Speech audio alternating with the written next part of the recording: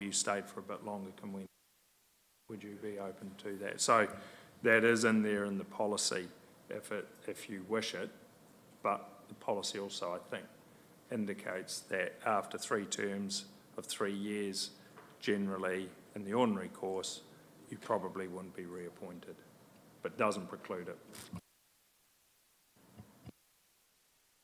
Yeah, well, it seems weird you'll either have it one way or another. Why put it in if we're going to ignore it? In terms of the 3 threes, why have the policy if we're not going to enforce it, is my question. You either have it blank as Michelle's talking, or it confuses me to have that, and then we say, oh, but there's all these exceptions. That's my point. Yeah, look, I just think really there should be a finite time where it ends, and whether that's 6 or 9 years, because in knowing that the directors will take action, and plus the shareholder will, to ensure that they've got continuity and people coming through, they're planning ahead and looking for when they're looking for that director, that they are looking for a chairman at some point, or rather than people who are going to contribute to the skills matrix. So I think there shouldn't be an infinite time, is what I'm saying. Yeah, look, I think it's just let's discuss and make a decision on that point. Obviously, there's different views, so when it comes to bring in front of council, we'll make the decision then. And we'll just highlight that that's something that there's... Yeah, quite right. Your Worship, it was there as an option for you, and we'll note it as a key question as to whether you wish to have a hard finish line at 9 years or whether you wish to give yourself, in terms of the policy, that option. So we'll note that, a bit like the minimum and maximum number of directors, we'll note those as well as key questions for you to form a view. Where was I up to? The board composition. So again, we note that the comments that were made on that, and the board composition really comes down, I suppose, inside a CCO to the appointment of elected member directors, because you're assuming that those were, in your composition, the question really is, are you going to permit or enable elected members to be directors? Some constitutions of CCOs preclude it, some require it, and some are open about it. So that's a decision for you, and it really is, I think, in terms of board composition, the key issue. Do you wish to have elected members as directors? Maybe yes or no is kind of the decision. But here we'll note that in the report when it comes to council. But you might wish to have some discussion on it. So the current arrangement is that we have 2 elected members, but we've just got one. About TDHL. Right. Oh, yeah, for another. Yeah. And so we're actually, and that really depends on the crop of councillors at the time and whether they have got the skills set that would be required. Potentially 2 maximum, but we are by potentially moving back to 1 by taking on another independent. So I sort of tend to think that's actually not a bad sort of mix there. The key to having someone on the board from the council is to represent the shareholder, which we are, but it's also important to have the skills around the table that actually contribute to a successful and active, making money or being prudent, doing the right thing on behalf of the shareholder for the ratepayer. And in the past, potentially, we actually haven't had those skills sitting around because we've had too many councillors sitting at the table, potentially not having the skill set to contribute to a couple of independents. So I see that as actually quite a positive move, going more the independent way and getting those skills. I think we probably need to tidy up or contemplate the situation we have at VT, and I don't have a problem with it, but where a sitting board member then becomes an elected member, and I know they're not there as an elected member, but they are an elected member, and we just need to tidy, I think that needs tidied up. I'm not saying I don't think Stacey should be on VT, but potentially it could cause an argument down the track, so we need to, I think it needs to be a bit more along the lines of TDHL. It must be at least one elected member, the rest of it could be either or something. It just needs tidied up.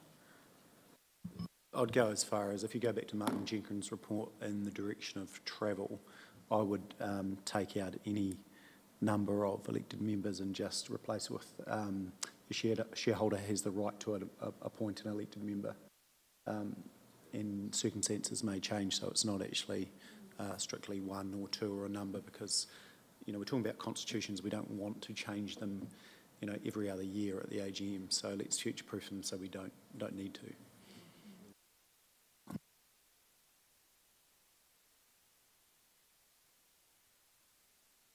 Thank you for that. Brian Gaynor, who passed away probably a year or so ago, but was a pretty well-respected financial journalist, you say that the appointment of the directors was one of the most critical decisions that a company could make in terms of its success. So the board composition is a really important part of it. And when you're a CCO, of course, the community often doesn't see that distinction between the legal entities. So we'll note that discussion and bring back some options for you when we present the paper. Term of appointment, I think we've traversed that, understand, as it was said, it's really a decision about whether you want 3 times 3 and a hard finish, or whether you want to be able to have the flex to go and say to someone after that 9 years, or are they going to carry on, and that's a decision that you can make at that time. Appointment of chairperson and deputy chair discussed by the VT representatives. I think, again, it's a decision that you will have an option to make. You shall or may. It'll be your call. But again, thinking about that, who appoints the chair and deputy chair of the boards. But we've, I think, picked up that point. The next one is directors' duties, because normally a director must act in the best interests of the company. What the provision will enable shareholders to do, and it has, directors to do, and it has come up once or twice, is for a director to consider acting in the best interests of the shareholder, which can sometimes be a bit different when you're a council. The interests often will coalesce or align, but not necessarily, and it's to give a right to the, if you are an elected member in particular, this has some relevance, you may say, actually, I need to think about this in the best interests of the shareholder, keeping in mind the sort of special nature of the relationship between a council and its CCO. So that provision will remain, and we would certainly do that. You will see that the draft new constitutions require council approval before undertaking certain activities, and that's really to ensure that the shareholder, on important matters, has some oversight and visibility, mindful that, of course, it is the community that ultimately these companies are here to serve. So that's what that is there. I don't know if there's any comment people want to make on that. We just think that's quite important to have that. Again, tidy up, makes it clear. The interested directors just states that because you're a ratepayer, you're not interested in a transaction. Otherwise, it would become pretty problematic for a director of a company. A CCO, they'll be interested in every single transaction. So simply making that clear. Conflicts of interest, they're something that increasingly gets scrutiny, and there's an increasing expectation that there will be visibility of the disclosure and of the management of the conflict. So having these provisions is important. And the last one is the indemnity. There no change, but it authorises the company to indemnify and effect insurance for its directors. You do need a constitution in order to do that. The has to be written into the constitution, so it's quite an important point. And for directors, I'm sure they look at it and go, that's the sort of provision we would expect and want in there. We want to be able to effect insurance for ourselves, given the responsibilities. So that's a summation of the comparison between the old and the new. Got those key points around composition, minimum of number of directors, the appointment of directors, and the term, and we'll ensure those are highlighted for decision in the report that comes back to Council.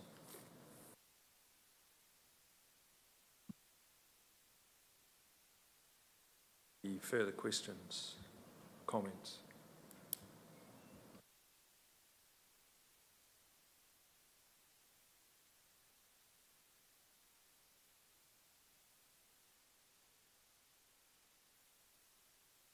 Oh, thank you for that. We'll go and prepare a report. As I said, the idea being that these will take effect from the AGMs early next month, which is really the intention of it.